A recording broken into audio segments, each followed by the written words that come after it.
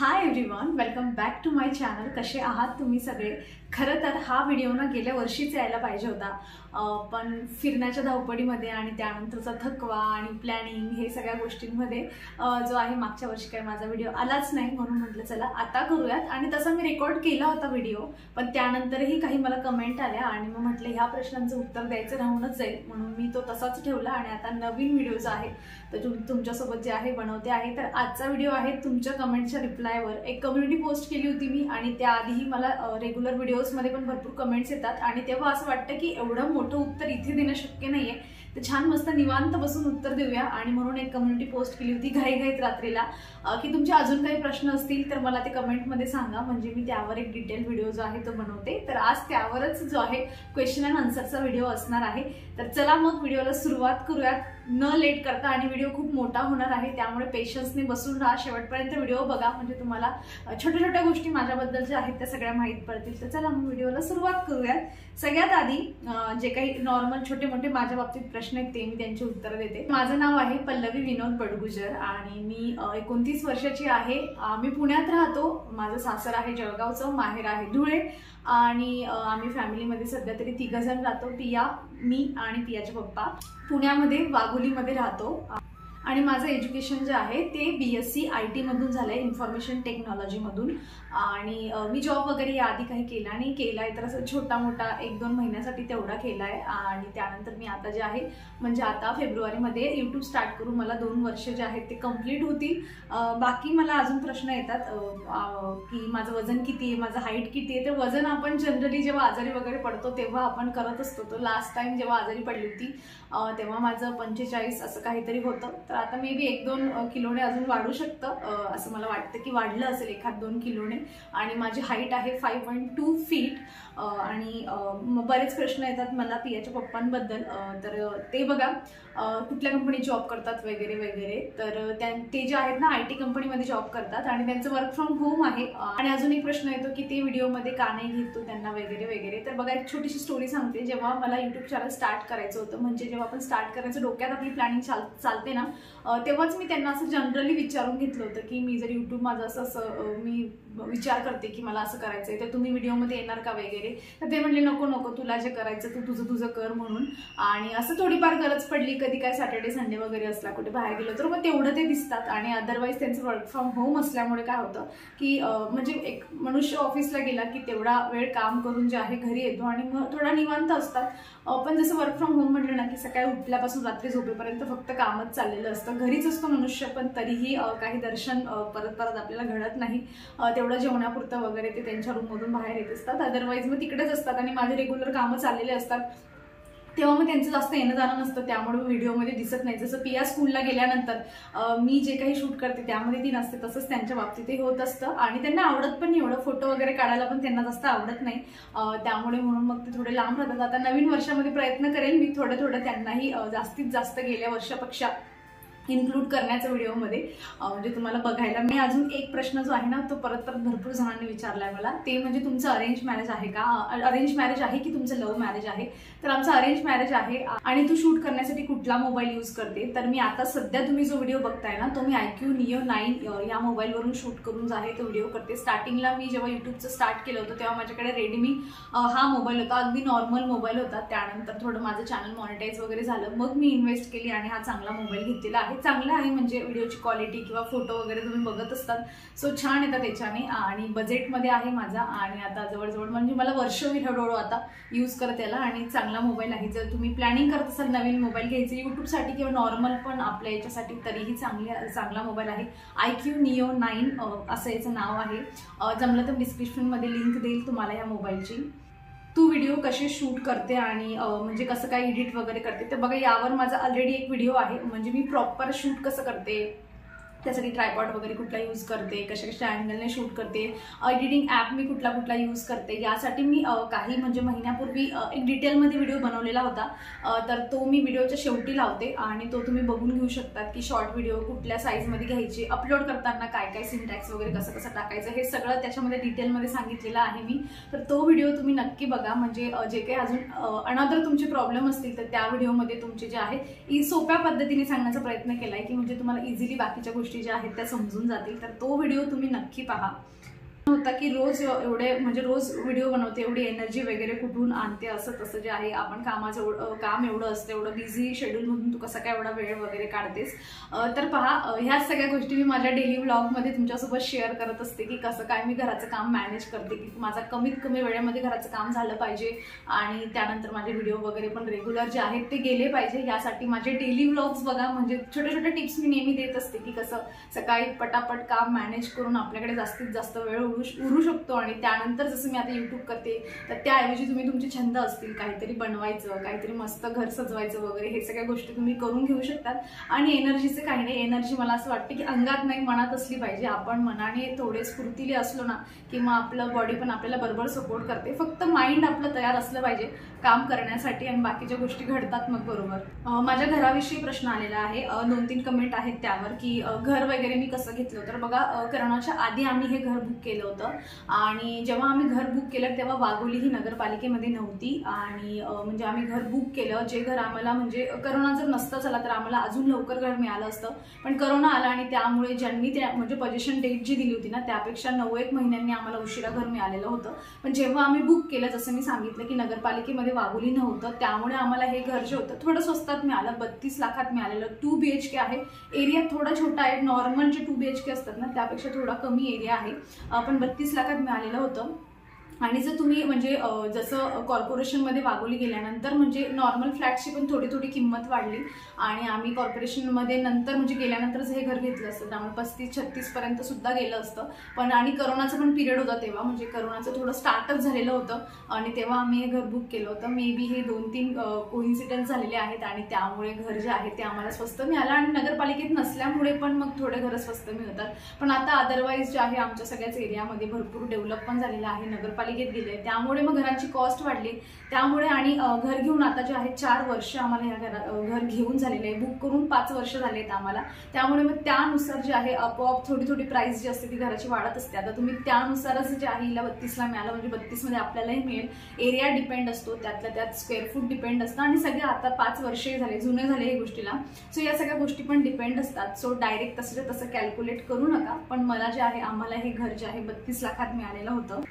एक कमेंट आहे बघा, तू म्हणतेस की तू घरी आणि फ्रेंड्सला नाही सांगितलं याबद्दल, तर तुझे 100,000 सबस्क्रायबर कसे झाले, किती डेज लागले. तर मी हे पण माझ्या यूट्यूबचं म्हणजे पहिली पेमेंट होती, यामध्ये मी सगळं तुम्हाला डिस्क्राईब करून सांगितलेलं आहे की मला यूट्यूब माझं चॅनल मॉनिटाईज होण्यासाठी मला 11 महिने लागलेत आणि 11 महिन्यामध्ये मी फक्त 1000 लोक जमवले होते. सो माझा जो स्ट्रगल पिरियड होता ना मॉनिटाईज करून घेण्याचा चॅनलचा, तो माझा 11 महिन्याचा होता. आणि 11 महिन्यामध्ये मला असं वाटतं की 1000 लोक तर आपण हळूहळू 2-2, 4-4 करून तर आपण जमवू शकतो. तशा पद्धतीने मी जमवले होते आणि मी कुणाला सांगितलं नव्हतं, जसं मी त्या व्हिडिओत पण सांगितलंय की फ्रेंड्स फॅमिली कुणालाच नव्हतं सांगितलं. अजूनही बऱ्याच माझ्या फॅमिली मेंबरला माहीत नाही की माझं यूट्यूब चॅनल आहे. काही लोकांना आपोआप माहीत पडलं आणि मग त्यांनी व्हॉट्सअपला वगैरे सांगितलं मला कॉल करून की आम्ही तुझा व्हिडिओ बघितला, छान आहे असं तसं म्हणून. अजूनही ज्यांना माहीत नाही त्यांना मी स्वतःहून सांगण्याचा प्रयत्न केलाच नाहीये. फ्रेंड्स पण नाही, बऱ्याच फ्रेंड्सलाही अजून माहीत नाही. एखादीला माहीत पडलं मी ती दुसरीला सांगते, अशा पद्धतीने जे आहेत थोड्या करून माहीत झालेलं आहे. अदरवाईज मला असं वाटत होतं की उगाच कोणाला सांगू नये आणि आपण सांगितलं तर आपण एक्सपेक्टेशन ठेवतो की यांनी आपला व्हिडिओ बघितला पाहिजे, सबस्क्राईब पण केलं पाहिजे. तर मला असं करायचं नव्हतं.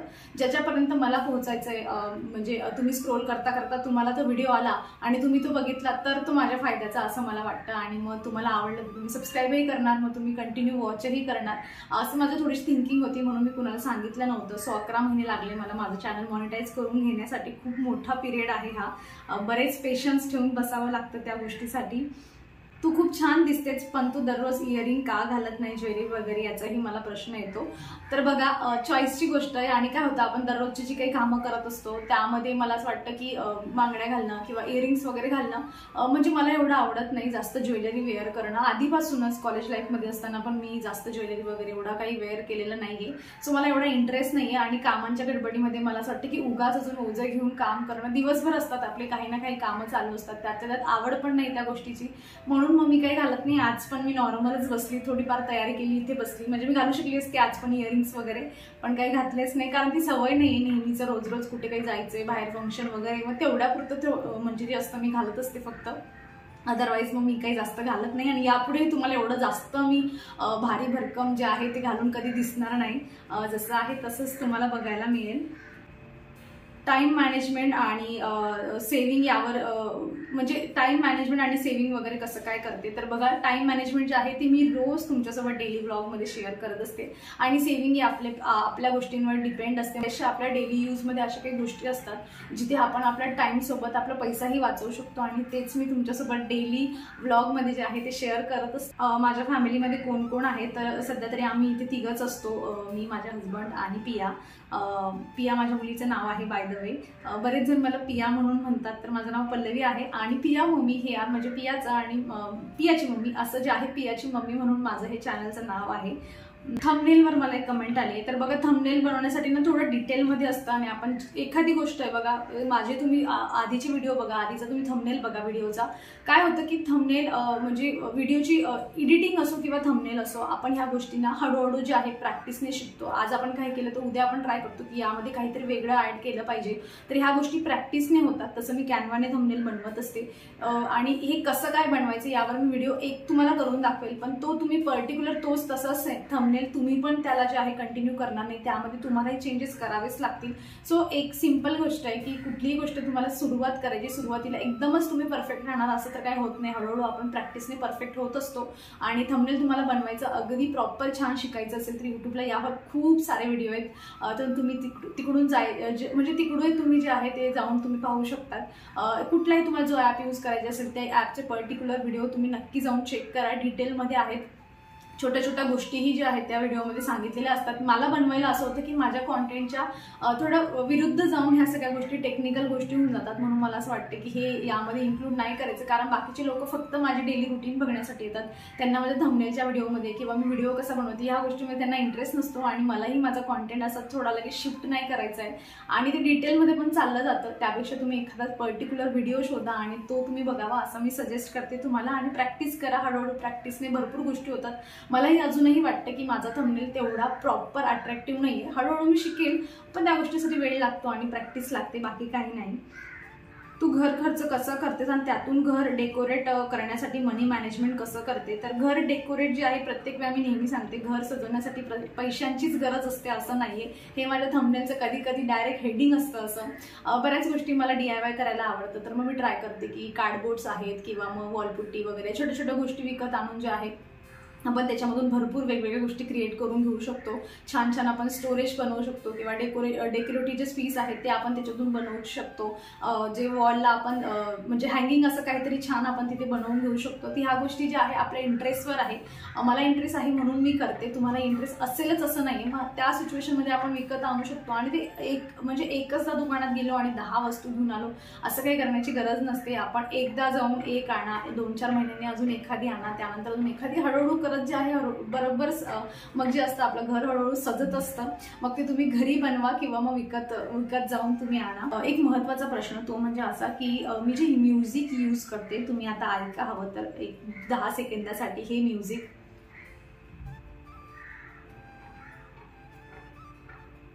छान आहे ना.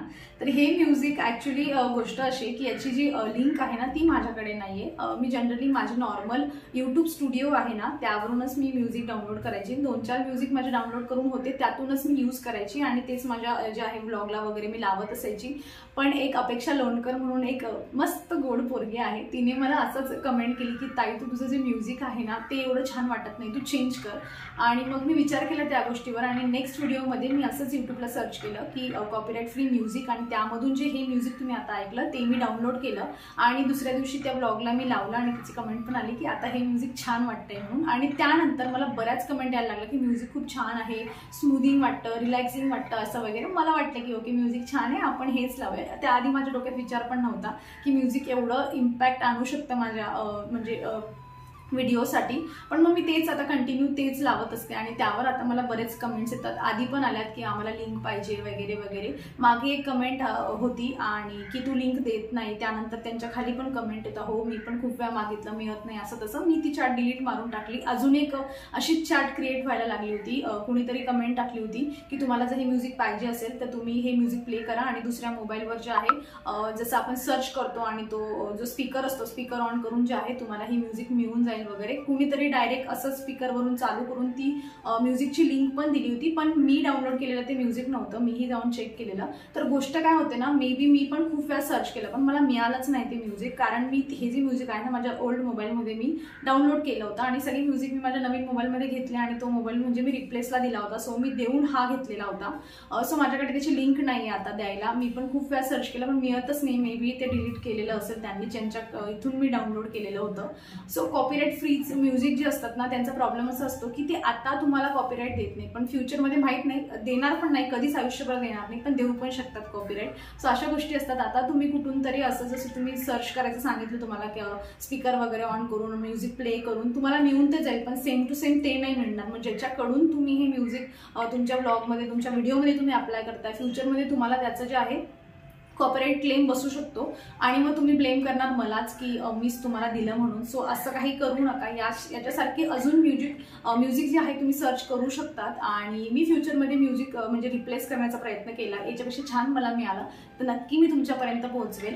पण तुम्हाला ऐकण्यासाठी वगैरे पाहिजे असेल म्युझिक, ब्लॉगसाठी अजिबात अशा पद्धतीने म्युझिक घेऊ नका. ऐकण्यासाठी तुम्हाला तुमचे व्हॉट्सअप स्टेटस वगैरे काय कशासाठी पाहिजे किंवा इन्स्टा वगैरेसाठी पाहिजे असेल तर मग तुम्ही असं सर्च करून जे आहे स्पीकर वगैरे ऑन करून जे आहे ती तुम्ही सर्च करून यूज करू शकतात, पण वाईटीसाठी अजिबात याला यूज करू नका. सो म्हणून मी अशा 2-4 ज्या चॅट होत्या ना त्या मी डिलीट मारून टाकल्या, कारण बरेच लोक रीड केल्यानंतर लगेच जातात आणि त्यांचे ते छान चॅनल ग्रो होत असेल तिथे करतील आणि मग उगाच कॉपीराईट क्लेम बसतो. म्हणून मी माझ्या म्युझिक बद्दलची स्टोरी तर माझ्याकडे लिंक नाही आहे त्या गोष्टीची. फ्युचरमध्ये छान म्युझिक सर्च करेल आणि तुमच्यापर्यंत नक्की पोहोचवेल मी. यूट्यूबमध्ये स्ट्रगल केला तर खरंच करिअर आहे का? कुठल्याही गोष्टी स्ट्रगल करा तुम्ही, म्हणजे खूप चान्सेस असतात ज्या गोष्टीला आपण खूप मनापासून एखादी गोष्ट करण्याचा प्रयत्न करतोय आणि बरेच आपण प्रयत्न करतोय, त्यामध्ये इम्प्रूव्हमेंट आणण्याचा प्रयत्न करतोय, कधी ना कधी आपल्याला त्या गोष्टीचं यश मिळत असतं, पण याची काही गॅरंटी नसते शेवटी. आणि मला असं वाटतं की कुठली तरी गोष्ट मिळवण्यासाठी स्ट्रगलच केला पाहिजे असं काही नाहीये. अशी गोष्ट निवडावी जी स्ट्रगल करता करता आपण आनंदाने तो स्ट्रगल सहन करून जाऊ शकतो, अशी गोष्ट कधी पण निवडावी. जसं मी हे तुमच्यासोबतचे व्हिडिओ वगैरे शेअर करते यामध्ये मला वाटत नाही स्ट्रगल आहे यामध्ये, पण मी माझं काम एन्जॉय करते म्हणून मला एवढा स्ट्रगल खूप जाणवत नाही. त्यामध्ये भरपूर यामध्ये गोष्टी कराव्या लागतात, सॅक्रिफाईस कराव्या लागतात. दुपारची कधीतरी झोप लागली तरी तीही सॅक्रिफाईस करावी लागते आणि ही छोट्या छोट्या गोष्टी आहे, बऱ्याचशा गोष्टी असतात अजून यामागे सोडाव्या लागतात. आणि कितीही वाटलं की आता हे करायचंय पण नाही, काम पडलंय आपलं तर तेही कम्प्लीट करावं लागेल. इच्छा असो नको असो आपल्याला उद्या व्हिडिओ पोस्ट करायचा आहे तर त्याची एडिटिंग करावीच लागेल. बसून कधी कधी रात्रीही जागावं लागतं बराच वेळ. सो या सगळ्या गोष्टी ज्या आहेत ना, पण तो स्ट्रगल खूप जास्त नको वाटायला पाहिजे आपल्याला ती गोष्ट करताना आनंद मिळणं खूप जास्त महत्त्वाचं आहे. कारण जेव्हा महिन्याची पेमेंट आपल्याला मिळते ती एकच वेळा मिळते, पण महिनाभर ज्या गोष्टीसाठी आपण कष्ट करतोय तो आनंदाने कष्ट जो आहे तो आपला निघला पाहिजे. मला असं नेहमी वाटतं यूट्यूब तुम्हाला स्टार्ट करायचं आहे तर तुम्ही माझ्यासारखंच म्हणजे सेम टू सेम ही करते म्हणून आपणही करू, आपल्यालाही यातून यश मिळेल अशी गोष्ट नाहीये.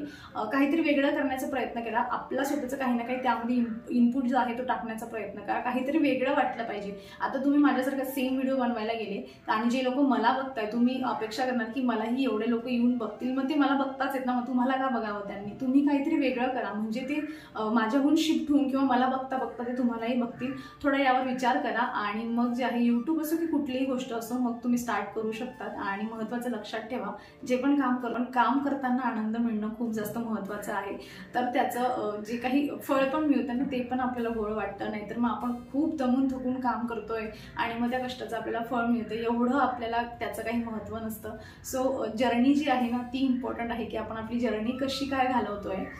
सो हे स्ट्रगल बाबतीचं जे होतं ते उत्तर होतं. आहेत ज्यांची मी डायरेक्ट कमेंट्सलाच तुम्हाला पर्टिक्युलर अजून कुणालाही मी त्या कम्युनिटी पोस्टमध्ये ना कुणालाही मी लाईक केलेलं नाहीये. सो अशी काही 2-4 कमेंट्स आहेत ना त्यांना मी पर्टिक्युलर तिथे कमेंट करते आणि त्यांचे रिप्लाय करते, इथे काही उत्तर देत नाही आता. वय म्हणजे तुझं कुठल्या वर्षी लग्न वगैरे झालेलं आहे, मुलीच्या बर्थडे नंतर पण तू बर्थ नंतर पण तू फिट आणि व्यवस्थित राहतेस, त्यासाठी काय उपाय सांगा वगैरे. तर 2015 मध्ये माझं लग्न झालेलं आहे आणि आता कॅल्क्युलेशन तुम्ही करून घ्या किती वर्ष झालेले असतील लग्नाला. आणि पियानंतर पण म्हणजे जाळ वगैरे नाही आहे, मी स्वतःला मेंटेन ठेवण्याचा प्रयत्न करते. मी शुगर कमीत कमी खाते, मी थोडीफार एक्सरसाइज करत असते. मी वॉकिंग जो आहे म्हणजे मी वॉक जो आहे ना, वॉकिंग माझा थोडा जास्त आहे की मला असं शांत बसून आवडत नाही. मला नेहमी असं वाटतं की मी नेहमी फ्लेक्झिबल राहिलं पाहिजे, कुठे चढायचं तर भरकन चढता यायला पाहिजे असं मला वाटतं. आणि ह्या सगळ्या गोष्टींमध्ये एक्स्ट्राची एक्सरसाइज होऊन जाते. आणि थोडे असं वाटतं की जे थोडे तडतडे लोक असतात ना, ते बारीकच असतात आणि आय एम काइंड ऑफ तडतड्यामधला एक जो आहे. मी शांत नाही बसू शकत एका जागेवर जास्त वेळ, मला पाहिजे असतं हे नाही तर ते, ते नाही तर ते, असं करायला मला काही ना काही पाहिजे असतं. त्यामुळे पण माझी एक्स्ट्रा कॅलरीज अशीच बर्न होऊन जाते. आणि बाकीच्या गोष्टींसाठी मी तुम्हाला व्हिडिओमध्ये सांगतेच की मी काय काय एक्सरसाइज वगैरे करते, कसं कसं माझं थोडंफार जेवण आहे, वजन कमी करण्यासाठी अजून काय काय गोष्टी थोड्याफार केल्या पाहिजे, हे सगळं मी तुम्हाला व्हिडिओमध्ये सांगत असते. अजून एक जो आहे म्हणजे प्रश्न आहे तुम्हाला, ते म्हणजे माझ्या इनलॉज बद्दल, सासू सासऱ्यांबद्दल. म्हणजे आता पण आलाय मला ह्या कम्युनिटी पोस्टमध्ये आणि व्हिडिओमध्ये पण. प्रत्येक व्हिडिओमध्ये एक तरी हा प्रश्न असतो की तुझी सासू सासरे तुझ्यासोबत राहत नाहीत का, आणि मग तुम्ही एकटेच असतात, तुम्ही गावी जास्त जात नाही का. तर बघा, मी इथे एकटेच असतो आणि माझे सासू सासरे जे आहेत ना, ते नाही तर ते त्यांच्या त्यांच्या गावी राहत असतात. आम्ही आता बघा जसं दिवाळीला गेलो होतो, मी तुमच्या सोबत तो पण ब्लॉगमध्ये शेअर केलं होतं. आम्ही रक्षाबंधनला गेलो होतो, ते पण मी तुम्हाला त्यांचं घर वगैरे जे आहे ते दाखवलेलं होतं. आणि ते इथे जास्त येत नाहीत. आणि काय होतं माहिती आहे का, की प्रत्येकाला क्युरियोसिटी असते की प्रत्येकाच्या लाईफमध्ये इनलॉज बद्दलचा जर थोडाफार स्ट्रगल असतो ना, तर आपण जेव्हा दुसऱ्याला बघतो आणि आपण जेव्हा तिची लाईफ बघतो की ओके हिची लाईफ व्यवस्थित आहे, हिच्या घरी येत नसतील का आणि वगैरे वगैरे, अशा सगळ्या गोष्टी मी जास्त डिटेलमध्ये जाणार आणि अगदी वरवर सांगते. तर काय होतं, कुठल्याही रिलेशनला जो इम्पॉर्टन्स असतो ना, तो त्या रिलेशनच्या स्टार्टिंगला खूप जास्त दिला जातो. आपल्याकडून असो की समोरच्यांकडून असो, तेव्हा आपण आपला 100% द्यायचा प्रयत्न करतो आणि तेव्हा आपण खूप प्रयत्न करून पण जेव्हा रिटर्नमध्ये आपल्याला अगदी क्षुल्लक गोष्टी मिळत जातात, तर मग आपल्याला असं वाटतं की आता बस झालं. तरीही आपण प्रयत्न करतो, पण जेव्हा मुलबाळ वगैरे होतात, मग तेव्हा आपल्याला हे रिअलाइज होऊन जातं की आपल्यासाठी आता हे इकडे इम्पॉर्टन्स देण्यापेक्षा आपल्याला जे आता नवीन गोष्ट आपल्यासोबत घडलेली आहे, आपल्या घरात मूल आलंय, तर आपल्याला हा सगळा जो इम्पॉर्टन्स आहे तो इकडे शिफ्ट करावा लागेल आणि आपण सगळं इम्पॉर्टन्स असतो तो इथे देतो आणि त्यानुसार आपली जी लाईफ आहे ती हळूहळू चेंज व्हायला लागते. असं तशा काहीतरी गोष्टी घडतात आणि ह्या प्रत्येकासोबत घडतात, यामध्ये वेगळं काही नाहीये. आणि या गोष्टींसाठी म्हणजे काही एक महत्त्वाचा जो पॉईंट असतो तो म्हणजे हा असतो की प्रत्येकाचं जे नेचर असतं हे कधी सेम नसतं. दोन लोकांचं मत हे कधीच भिन्न राहू शकत नाही, ते विभिन्नच असतं. आणि मग ते घरामध्ये राहणारे आपल्या पार्टनरसोबत असो, कधी कधी बघा मुलांसोबत सुद्धा आपलं मतभेद होऊन जातं. त्यांचेही विचार जे असतात ते वेगळे असतात, आपले विचार वेगळे असतात, मग ते कितीही लहान असू द्या आणि आपली भांडण वगैरे त्या गोष्टीवरून होत असते. सो एक पॉईंट नंतर आपण चूज करतो की ओके आपल्याला काय पाहिजे, आता किती इम्पॉर्टन्स कुठल्या गोष्टीला द्यायचा. आणि जेव्हा आपण त्या गोष्टीपासून मूव्ह ऑन करतो, तर मग गोष्टी थोड्या सेपरेट व्हायला लागतात आणि मग तेव्हा थोडी लाईफ जी आहे ती स्टेबल व्हायला लागते असं मला वाटतं. सो ते त्यांचे तिकडे भरपूर छान हॅपी आहेत. आम्हाला जसं काही सुट्ट्या वगैरे वॅकेशन वगैरे असला आम्ही जातो आणि ते आले पण नाही इकडे, तर मी व्हिडिओमध्ये शेअर करत नाही. जसं मी तुम्हाला सांगितलं की मी माझ्या फॅमिली मेंबरला सुद्धा सांगितलं नाही की मी चॅनल वगैरे स्टार्ट केलंय. माझ्या मम्मी पप्पांना सुद्धा जे आहे ना ते त्यांना त्यांचंच माहीत पडलं. चॅनल स्टार्ट करून 3 महिने झाले होते आणि तेव्हा त्यांना माहीत पडलं की ओके हिने चॅनल स्टार्ट केलंय. आणि मग त्यांनी मला सांगितलं की 2-3 दिवसापासून तुझे व्हिडिओ बघतोय आम्ही, असं तसं. मग तेव्हा त्यांना माहीत पडलं. तसं मी माझ्या इनलॉज वगैरेला पण सांगितलेलं नाहीये की मी यूट्यूब चॅनल स्टार्ट केलंय वगैरे वगैरे असं म्हणून. जेव्हा सांगेल वगैरे तेव्हा ते मग मी तेव्हा त्यांना इन्क्लूड करेल. आता त्यांना माहीतच नाही असं मला वाटतं. सो मग त्यांना उगाच इन्क्लूड करण्यात काही अर्थ नाहीये.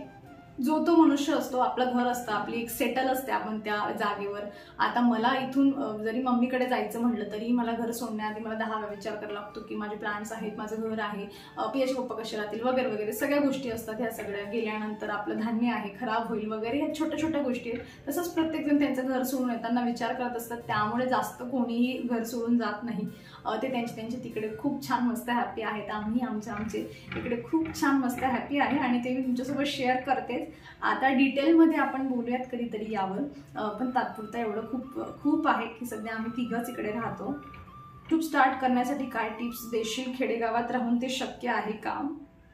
यूट्यूब तुम्ही कुठेही स्टार्ट करू शकतात, पण स्टार्ट करण्याआधी एक गोष्ट नेहमी लक्षात ठेवा की तुमचा इंटरेस्ट कशामध्ये आहे, तुम्हाला काय दाखवायला आवडेल लोकांना, की ते दाखवता दाखवता तुम्ही बोर नाही होणार. महत्त्वाचं म्हणजे तुम्हाला एडिटिंग करताना अजिबात बोर व्हायला नको, कारण एडिटिंग हे काम तुम्हाला दररोज करावं लागणार आहे. ज्या दिवशी तुम्हाला व्हिडिओ पोस्ट करायचा आहे त्याआधी तुम्हाला एडिटिंग करावी लागेल, थंबनेलसाठी एडिटिंग करावी लागेल, तर ती गोष्ट तुम्हाला बोर नको व्हायला. जर तुम्हाला हे रिअलाईज झालं एका महिन्यामध्ये की अरे मला एडिटिंग प्रचंड बोर होते, प्रचंड या गोष्टीचा ताण येतोय, स्किप करा, यूट्यूब बंद करून द्या, दुसरा काहीतरी बिझनेस शोधा आणि तो करायला लागा ज्यामध्ये तुम्हाला इंटरेस्ट येतोय. सो या गोष्टी दाखवण्याचा प्रयत्न केला ज्यामध्ये तुम्हाला इंटरेस्ट आहे, ज्या गोष्टी तुम्ही दररोज करू शकतात आणि मगच तुम्ही कुठेही राहून तुम्ही यूट्यूब जे आहे ते स्टार्ट करू शकतात. आयुष्यातील सर्वात मोठं किंवा छोटे स्वप्न काय आहे ते पूर्ण करण्यासाठी काय करशील हे मला नेहमीच कमेंट करतात आणि नेहमी मोटिवेट पण करतात. तसं खूप माझं मोठं स्वप्न नाही आहे. आपल्या प्रत्येकाचं स्वप्न असतं की आपलं एक छानसं घर असावं, गाडी असावी आणि मुलं वगैरे सगळे. माझी पिया आनंदी असली म्हणजे याचा अर्थ असा होतो की मी आणि पियाचे पप्पा पण आम्ही हॅपी आहोत. सो ती नेहमी आनंदी राहावी हे माझ्या आयुष्यातलं सगळ्यात मोठं स्वप्न आहे की ती नेहमी आनंदीच असली पाहिजे. बाकी छोटी मोठे स्वप्न पूर्ण करण्यासाठी जे काही गोष्टी आपण धावपळ चाललेली असते आपली, म्हणजे घरातल्या प्रत्येक फॅमिली मेंबरची, ती तर सगळ्यांचीच असते आणि ते स्वप्न पूर्ण करण्यासाठीच कुठेतरी मी माझं चॅनल स्टार्ट केलंय. छोटे छोटे स्वप्न, जसं मला झाडं घ्यायला खूप आवडतं. तुमचं हजबंड वाईफ रिलेशनशिप कसं आहे ते पण क्वेश्चन आन्सरमध्ये सांगा. तर छान आहे, म्हणजे समजूतदार आहेत ते असं मला वाटतं. कधी कधी बऱ्याच वेळेला कधी नोकझोक होते आमची, आणि जसं मी नेहमी ही गोष्ट सांगते की दोन माणसांचे विचार कधीच सारखे राहू शकत नाही आणि ते सारखे नसतात. म्हणूनच घरामध्ये छोटे पार जे असते ती भांडण, छोटी भांडण मोठी भांडण ही होत असते आणि ती व्हायला पण पाहिजे. कारण अगदी सेम लोक राहिले, प्रत्येक गोष्टीवर आपलं मत सेमच असलं ती पण लाईफ खूप बोर होऊन जाईल. कधीतरी मतभेद झाले पाहिजे आणि त्या मतभेदमधून मला हे वाटतंय तर आपण हेच केलं पाहिजे. या गोष्टीमध्ये वेगळ्या प्रकारचं एक प्रेम असतं आणि आमच्यामध्ये थोडी मोठी भांडण तर होत असते आणि बाकी सगळं व्यवस्थित. आणि आता शेवटचा प्रश्न मी सांगते तुम्हाला आणि माझा व्हिडिओ संपवते. तर हा प्रश्न जो आहे ना, मला माझ्या भावानेच कमेंट केलेली आहे. सो तो माझ्या म्हणजे यूट्यूब मागचा कोणीतरी बिग सपोर्ट जर कोणी असेल ना तर तोच आहे. बऱ्याचशा छोट्या मोठ्या गोष्टी ज्या असतात तोच मला सांगत असतो. त्याने पहिला प्रश्न असा विचारला, त्याचं उत्तर मी काही देत नाही, पण दुसरा प्रश्न त्याने विचारलेला आहे की तू यूट्यूब स्टार्ट करण्यामागचं तुझं रिझन काय म्हणून.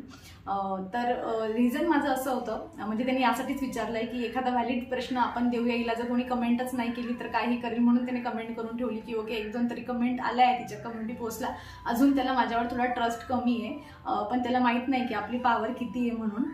पण त्याआधी अजून एक कमेंट होती बघा, ती ह्याच्यामध्ये नाही आहे पण मागे एक कमेंट आली होती आणि अशी ती कमेंट होती की तुझा गार्डनचा जो टॉपिक आहे ना तो खूप पानसट होत चालला आहे. ॲक्च्युली अशी वाटतं, पण काही हरकत नाही त्या गोष्टीसाठी. तर बघा, माझ्या डेली रुटीनमध्ये ना गार्डनिंग खूप महत्त्वाची आहे माझ्यासाठी, स्ट्रेस फ्री आहे. मीच नाही, खूप लोक हे ॲग्री करतील.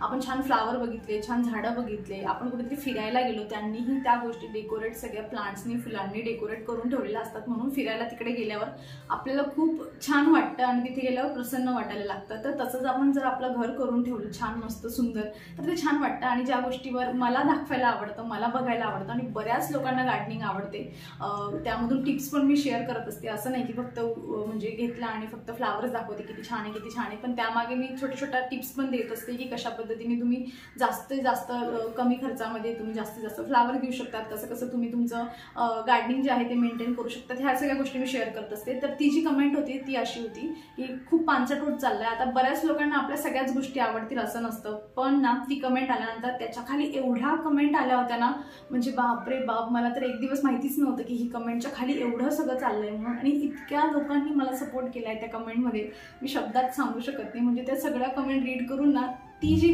पर्टिक्युलर एक कमेंट होती ती तर गेलीच, पण त्याच्या खालच्या ज्या कमेंट होत्या ना त्या वाचून मला काय प्राऊड फिलिंग येत होती मी सांगू नाही शकत तुम्हाला. म्हणजे इतक्या लोकांनी माझी साईड घेतली आणि त्यांना सांगितलं.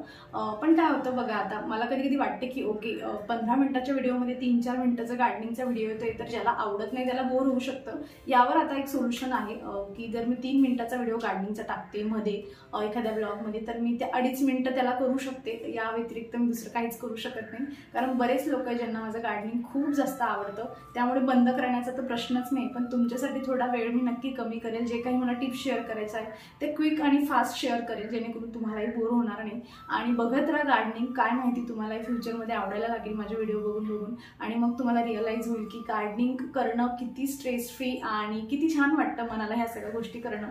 सो सोडू नका, बघत राहा. आणि खूपच बोर वाटायला लागलं तर मग तेवढा पार्ट जो आहे तो तुम्ही स्किप करून पुढचा व्हिडिओ एन्जॉय करू शकता. हां, तर त्याची कमेंट होती की यूट्यूब स्टार्ट करण्यामागचं माझं रिझन काय होतं. शेवटचा प्रश्न देते मी आणि संपवते. जे काही 2-4 प्रश्न उरलेले असतील ते परत काहीतरी क्वेश्चन आणि आन्सर केले त्याच्यामध्ये उत्तर देईल मी. तर यूट्यूब स्टार्ट करण्यामागचं तुझं रिझन काय होतं म्हणून.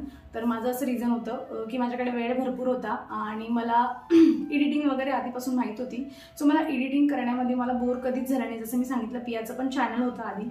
सो तिच्यामध्ये तर मला भरपूर एडिटिंग करावी लागायची. तिथे छोटा छोटा आवाज कट करावा लागायचा, खूप एडिटिंग करावी लागायची. मी बोर नव्हती झाली तेव्हा पण मी तिचं चॅनल कंटिन्यू केलं असतं. ही करोनाच्या आधीची गोष्ट आहे. सो तेव्हाही मी कंटिन्यू केलं असतं. पण काय ना, तिच्यावर प्रेशर यायचा थोडा. खूप लहान होती, 2-2.5 वर्षाची होती. पिया तू असंच कर, पिया तू तसंच कर. मला हे 2-3 महिन्यात रिअलाईज झालं की नको, तिच्यावर उगाच प्रेशर होते आणि हे मी नको करायला पाहिजे.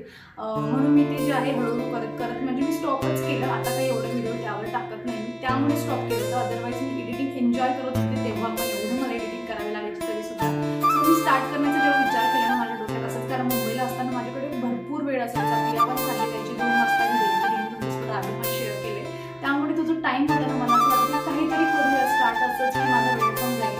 आणि मला असं वाटायचं की मी वगैरे स्टार्ट केलं 2-4 महिन्यांनी, मस्त माझा एक व्हिडिओ व्हायरल केला आणि मग मला पेमेंट वगैरे काही नाही, महिन्याचे 20-25 एका दिवसाचे 20-25 रुपये पण मला मिळाले. पर डे 20-25 रुपये पण मला आला आणि 2-4 महिन्यातून एक पेमेंट झाली. तरी मला चालता येईल, मस्त प्लान्स घेऊ शकते, 2-4 काकीच्या बर्थडे घेऊ शकते. बस एवढंच माझं स्वप्न होतं. आणि काही 2-4 गोष्टी असतात अशा बघा की आपण घ्यायला थोडं महाग असतं, सोडून द्या, आपण घेत नाही. तर मला असं वाटायचं की थोडासा हातभार जो असतो घरामध्ये तो लावला जाईल. खूप माझं एवढं झालंच व्यवस्थित आणि माझा वेळ पण नाही महत्त्वाचा, म्हणजे तो व्यवस्थित निघून जाईल. बोर नाही होत बाहेर होणार. पण तिथे मला खूप बोर व्हायचं, कारण मुंबई म्हणजे प्रचंड गरम आणि त्यामुळे मनुष्याला भरपूर गरम पण होतं आणि गरम झाल्यामुळे आपल्याला बोर होतं महत्त्वाचं म्हणजे. सो ह्या सगळ्या गोष्टींमुळे मला असं वाटतं की कुठेतरी काहीतरी शिफ्ट करावं आणि बोर न होता काहीतरी चांगली गोष्ट स्टार्ट करावी, म्हणून यूट्यूब स्टार्ट केलं आणि आज तुमच्यापर्यंत इथे पोहोचलेले आहे. सो यूट्यूब स्टार्ट करण्यामागचं रिझन जे होतं, थोडेसे पैसे आणि थोडंसं माझा वेळ जो होता, दोघी मला व्यवस्थित होते ना, ते चांगल्या पद्धतीने मला युटिलाइज करून घ्यायचं होतं माझा वेळ आणि थोडेसे मला पैसे पाहिजे होते. त्यासाठी मी यूट्यूब स्टार्ट केलेलं आहे. आय होप मी तुमच्या सगळ्या प्रश्नांचं जे आहे ते व्यवस्थित पद्धतीने उत्तर दिलेलं असेल. मला माहिती व्हिडिओ खूप मोठा होतोय, पण मग काय करणार, प्रश्नच एवढे होते, सगळ्यांचे उत्तरही मला द्यायचे होते आणि बाकी असलेल्या प्रश्नांना मी नक्की परत काहीतरी क्वेश्चन आन्सर करेल. तुम्ही विचारत राहा, मग मी त्यांच्या प्रश्नांचे उत्तर नेहमीच देईल. तर चला मग आता मी